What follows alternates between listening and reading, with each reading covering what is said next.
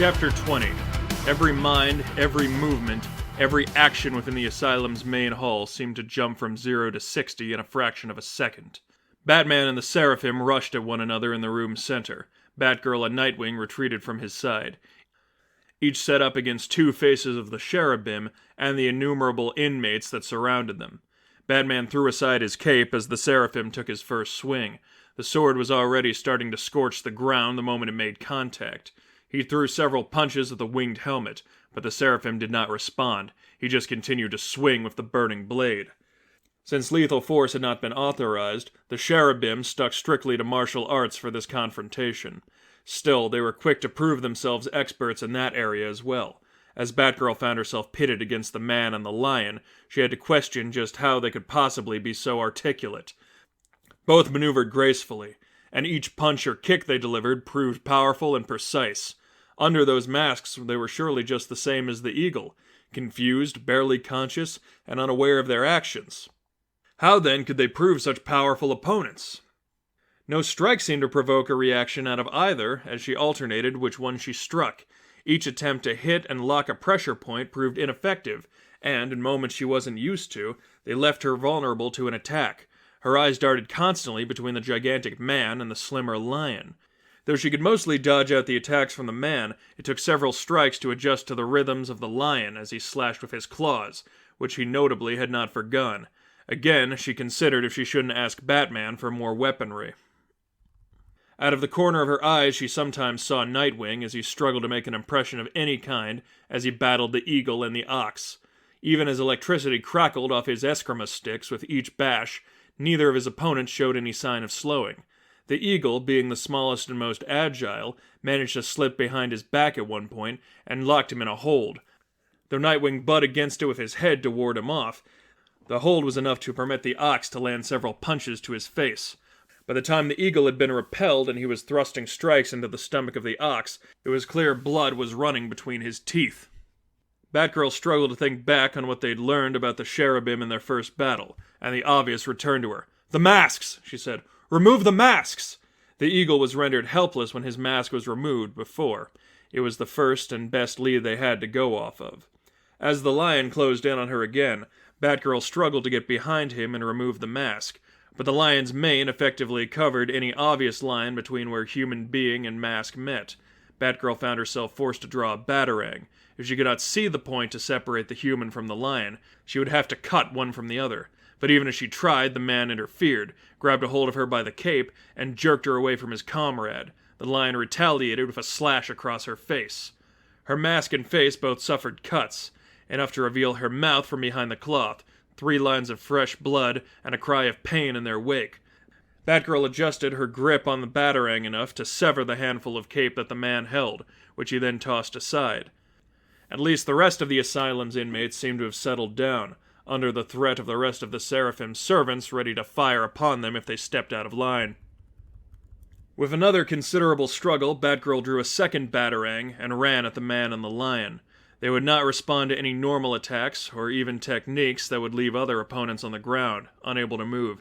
She had to hope, for the sake of everything she believed in, that even more dangerous attacks would finally have an impact. As the two charged her, she swallowed hard. Her eyes looked toward the ceiling for a split second, praying simultaneously that what she was about to do would and wouldn't work. As she dodged to the lion's side, she ran forward and managed to cut into his armor with the 2 batarangs, a move that drew small cuts into the lion's skin. Despite struggles from the lion, she sawed a hole in the center of the armor and revealed his pale white chest. Her mind raced for a singular memory from a past battle. A duel, she had agreed, would be to the death. Lady Shiva's hobby was searching the world for the most powerful warriors and then killing them. That's what she'd always been taught. Worse than that was the knowledge this master was her own mother. Though they promised to battle to the death, she came out of both of their confrontations alive, though one battle was particularly pertinent. 2 fingers were thrust against her heart with enough force to kill the muscle entirely, before Shiva awoke her with another slam of her fist. Even in the heat of the moment, her observational skills were working their very hardest, deciphering the technique and its violent intentions. She hoped against hope that if she could just strike with less force and spread the attack across a larger surface... Please, need a miracle. Batgirl thrust her palm into the lion's heart. Her opponent, after all his opposition, shuddered for a moment before he hit the ground. The eyes of every inmate and compatriot of the Seraphim now sat upon her. She's killed the lion!" one of the men cried from the walkway. "The bat bitch killed the lion!" Even the Seraphim and Batman had their attention turned to the scene as the screaming man raised his rifle, ready to fire at Batgirl before the Seraphim drew a handgun from his belt and fired. The bullet blasted and killed his servant. Even Batman was thrown by this. "He was one of your men! And he didn't know how to follow orders!" The Seraphim's voice was smug. "You are my friends if you keep my commands, but whoever is not with me is against me." He turned the gun toward Batman and took a shot directly into his chest. Batman's Kevlar armor shielded most of the blast, but he was still forced off balance. "As suspected, and why I didn't even bother." He raised the gun towards Batman's head. "Let's try that again." He was about to pull the trigger when a roar sounded from one of the adjacent hallways. The eyes that had just been turned towards Batgirl now glared as two sets of footsteps, one light and quick, the other great and heavy, made themselves known from the hallway. "Sorry I took so long, Puddin'. They really didn't want the big guy getting out." With her prisoner pants torn to well above her knees and her top rolled above her navel, Harley Quinn managed to make up for her lack of traditional clown makeup in assuring everyone who she was. A few steps behind her came the great, towering Killer Croc, and he snarled as he examined the chaos. Again, the Seraphim's firing squad turned their attention toward him, ready to attack, but the Seraphim did not give the order. "No worries, Harley!" The Joker let out a cackle. "I just got a good look at these guys, and I thought, I gotta get the big, mean, green Cajun machine in here! After all, big old Crocky was having a conversation about faith just a few weeks ago with the clergy. What was that thing you asked him about, big guy?" "I wanted to know what an angel would taste like." Croc sneered as he glared toward the Seraphim. "Looks like I'm about to find out." "I didn't come here for your blood, Jones." The Seraphim raised his gun. "But I could just as easily add you to the body count." With a moment open, Batman threw a batarang and knocked the gun from the Seraphim's hand. The so-called angel reeled for a moment and again raised his flaming sword.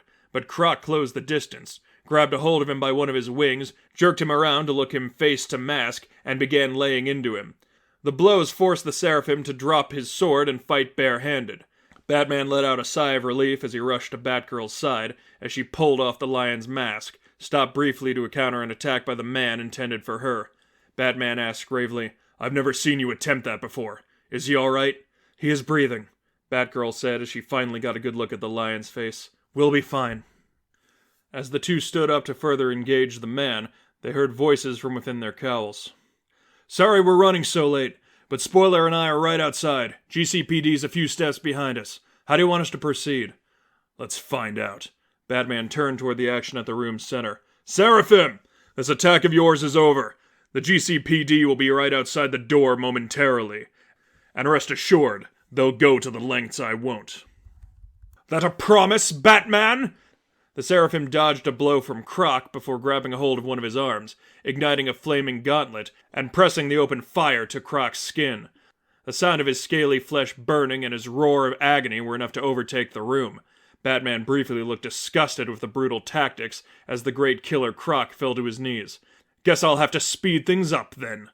The Seraphim promptly stomped on Croc's upper arm, smashed the bone with ease, and elicited another roar of pain. The three remaining cherubim faces ran to his side as he brought a hand to his ear. "Have we completed our pickup? Good. Start the copter. We'll finish things with Batman another time. Set it off!" From the wall behind the Seraphim came a deafening explosion. A gigantic hole was blasted in the wall of the asylum's main hall, which cleared a path to 3 helicopters that waited just outside the asylum. The blades of the nearest began to rotate slowly as the Seraphim's remaining servants retreated from the walkways, firing blindly into the crowd of inmates as the cherubim dragged Killer Croc's body out with him toward the helicopters. Batman, Nightwing, and Batgirl attempted to pursue them, but the blind fire of the lesser servants kept them too far away. Desperate for any kind of resolution that night, Batman pulled a tracking device from his belt, attached it to a batarang, and threw it toward the Seraphim's chopper. But the big man slashed and knocked it away as his warriors stepped in and took flight. The three stared bitterly at the copters as they flew off into the distance, turning toward the destruction the angels had wrought. Fires raged in the midst of the hole blown in the wall. Bodies and guns laid strewn about the main hall as the GCPD, Robin, and Spoiler finally made their entrance. By the time Gordon and his men commanded, "Freeze!" most of the surviving inmates were too defeated or weary to oppose them. The few who did offer opposition were quickly dispatched in a few strikes by Robin and Spoiler. What in God's name happened here? Gordon's look darted across the asylum's ruins. You were right. The Seraphim really did want to leave a massive impression, Batman said. I fought him briefly. He's very powerful. Strong enough to take out Croc in a few blows.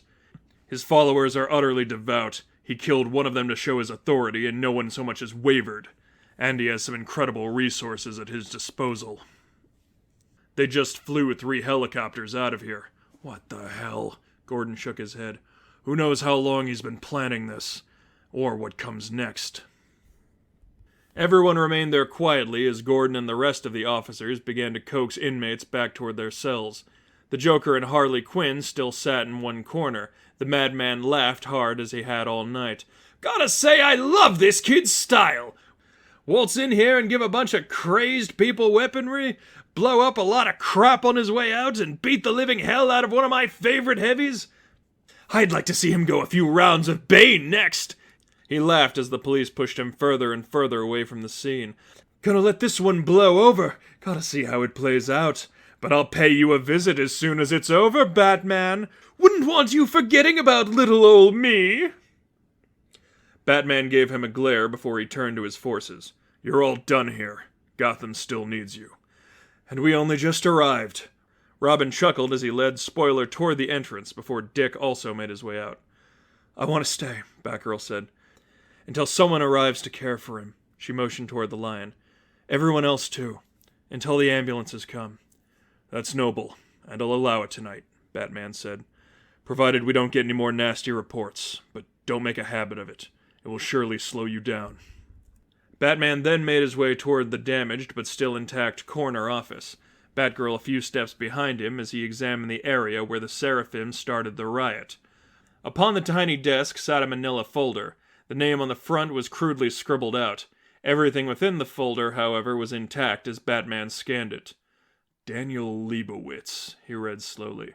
Known family, older brother Joshua Leibowitz. Who is that? Batgirl asked. Suffers from what we are most likely predicting as a combination of Messiah complex and sociopathy, among other conditions. Claims to be a member and prophet of the Church of the Voice of God. No information on such an institution available. Fiercely violent among other inmates. Justifies his actions by claiming he has a greater purpose he was sent to fulfill. Batman turned his anger toward the gigantic hole still visible where the wall had been, and the Seraphim had escaped from. That, Batgirl, I think that was Daniel Leibowitz. And I hope you're now even more aware of how far you have to fall to be anything like him. His beliefs are horrible, Batgirl said. I do not feel the hate from Jesus he talks about. I only feel the love. Good. Batman began recording photographs of the folder to send to Barbara. Believe what you will, but don't you dare let him take any of that away from you. I doubt anything more is going to happen tonight, and you're still going to Adoration tomorrow. You should probably get some rest. I will, she said. But first, the ambulances. Batman nodded as he went to meet with Gordon. Batgirl leaned until she sat in the office. In spite of what she'd told Batman, she wasn't sure she could avoid being troubled by all she'd seen. So much destruction, wrought in the name of a man, maybe a god, that she admired. She did not feel shaken in her desire to go to Adoration, or to continue seeking Christ, but she had to wonder how many men such as the Seraphim existed. How many could so horrifyingly taint the message of the Messiah? How many of the ones he died to save had been slaughtered in his name?